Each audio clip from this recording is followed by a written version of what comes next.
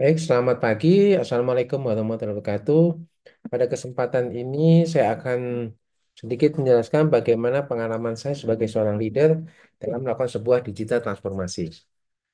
Saya akan share beberapa file.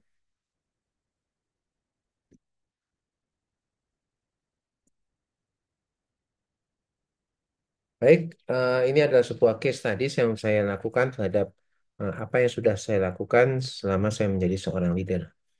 Ini adalah pengalaman-pengalaman saya, kemudian adalah sedikit edukasi apa yang saya sudah lakukan. Saya selesai S2, kemudian beberapa experience sampai sampai pada posisi berbagai CEO pada Dana Pensiun Pos Indonesia. Kemudian terakhir saya menjadi seorang pengajar di sebuah politeknik.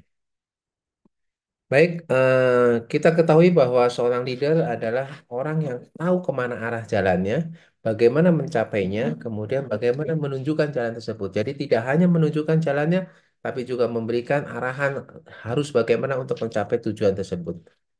Kita mulai dengan sebuah transformasi. Bahwa seorang leader, challenge yang pertama adalah bagaimana membangun dan mempertahankan best talentnya untuk dapat terus berkesinambungan dalam memberikan kontribusi kepada perusahaan.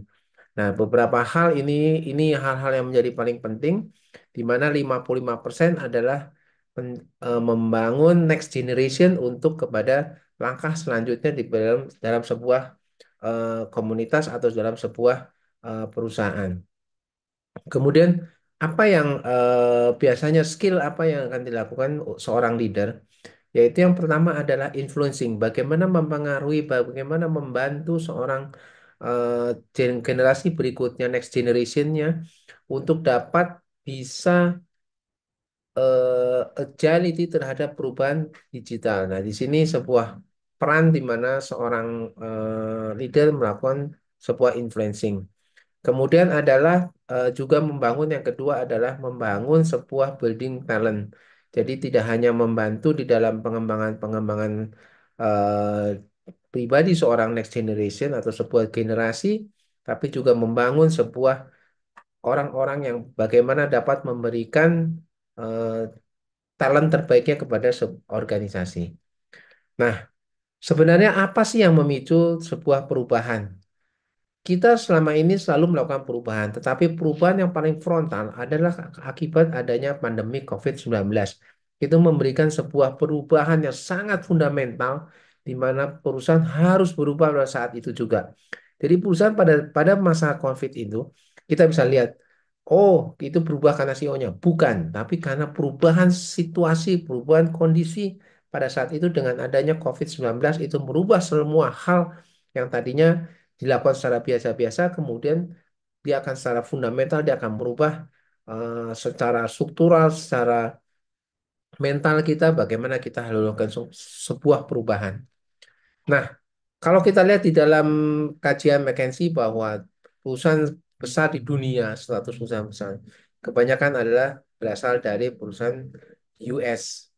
US banyak melakukan suatu perubahan, kemudian di sini adalah juga kita lihat Cina. Cina banyak melakukan perubahan-perubahan yang sangat fundamental terhadap transformasi, terhadap digitalisasinya. Dan yang paling banyak berubah di dalam sisi industri adalah pertama adalah insurance, kemudian adalah retail consumer product, dan yang paling paling tinggi dalam perubahan adalah financial service. Karena perubahan digitalisasi dalam platform sebuah sistem itu banyak dilakukan oleh financial service, baik banking, semua melakukan perubahan secara fundamental di situ.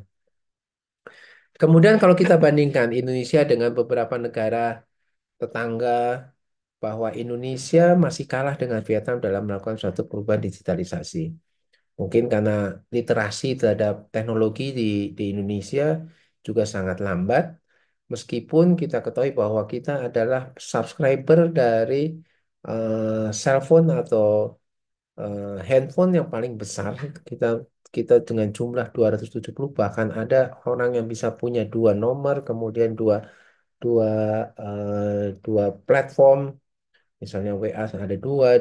Nah, ini yang paling besar, tapi dari sisi digitalisasi memang kita terbilang lambat.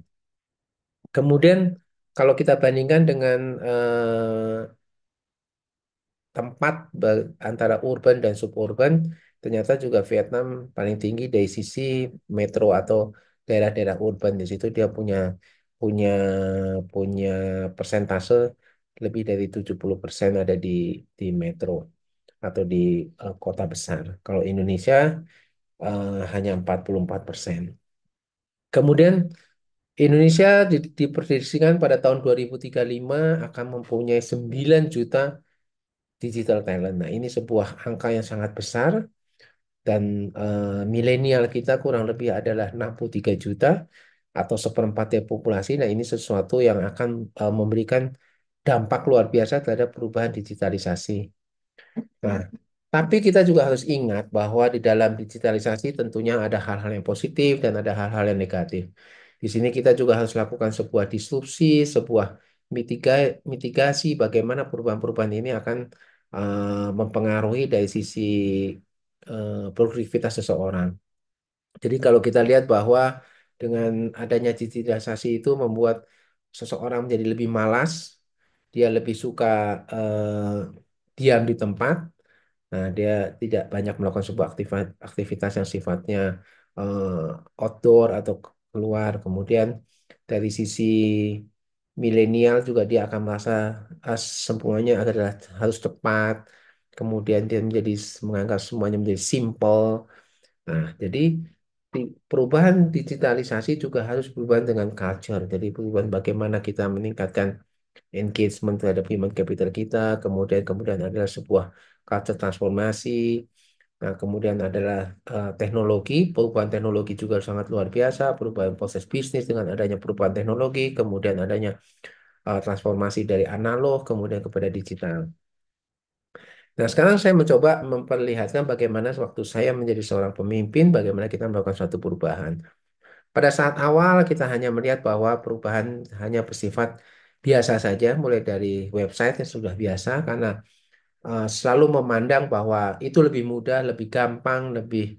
Tapi di sisi lain bahwa sekarang ini penetrasi teknologi cellphone, handphone itu begitu cepat, jadi kita harus melakukan suatu perubahan ke arah digitalisasi dalam bentuk teknologi menggunakan gadget. Nah, ini akan membantu kita untuk lebih cepat untuk dapat memberikan informasi, kemudian dapat komunikasi lebih baik dengan penggunanya. Nah, yang kedua di dalam sisi internal kita juga menggunakan digitalisasi bagaimana kita lebih cepat prosesnya, kemudian dapat dimonitor dari sisi top leader sampai kepada bawahan, kemudian ini bisa dilakukan secara lebih cepat, lebih mudah. Nah, ini kita lakukan sebuah digitalisasi di internal. Kemudian untuk proses lebih kepada engagement kepada seluruh karyawan. Kita juga membangun sebuah learning management system. Di situ kita bisa berkomunikasi dengan pegawai, kemudian bisa live class, kemudian juga kita melakukan ujian-ujian, sertifikasi, kemudian setiap orang juga dapat melihat dashboardnya, pencapaiannya, KPI-nya terhadap proses pembelajarannya. Nah, di sini kita perlu juga mengedukasi dan memberikan semangat atau memberikan keyakinan bahwa dengan digitalisasi ini akan lebih proses menjadi lebih cepat. Studi mengatakan bahwa dengan adanya digitalisasi akan meningkatkan produktivitas kurang lebih 30% karena tidak dibatasi oleh waktu, tempat, dan ruang. Oleh karena itu, kita harus sebagai leader harus terus mengedukasi. Memang itu hal yang tidak mudah, tapi artinya kita harus meyakinkan dan memberikan keyakinan kepada semua orang, terutama kepada generasi-generasi berikutnya bahwa dengan digitalisasi semuanya akan lebih baik. Saya rasa itu yang bisa saya sampaikan bahwa perubahan seperti yang disampaikan oleh Simon Preston bahwa the biggest part of our digital transformation is changing the way we think. Jadi tidak hanya merubah cara bekerjanya, tapi juga bagaimana cara kita berpikir. Mungkin itu yang saya sampaikan. Terima kasih. Mudah-mudahan ini akan memberikan sebuah insight, sebuah pembelajaran yang akan lebih kepada kita, bagaimana kita akan lebih melakukan suatu perubahan. Terima kasih. Wassalamualaikum warahmatullahi wabarakatuh.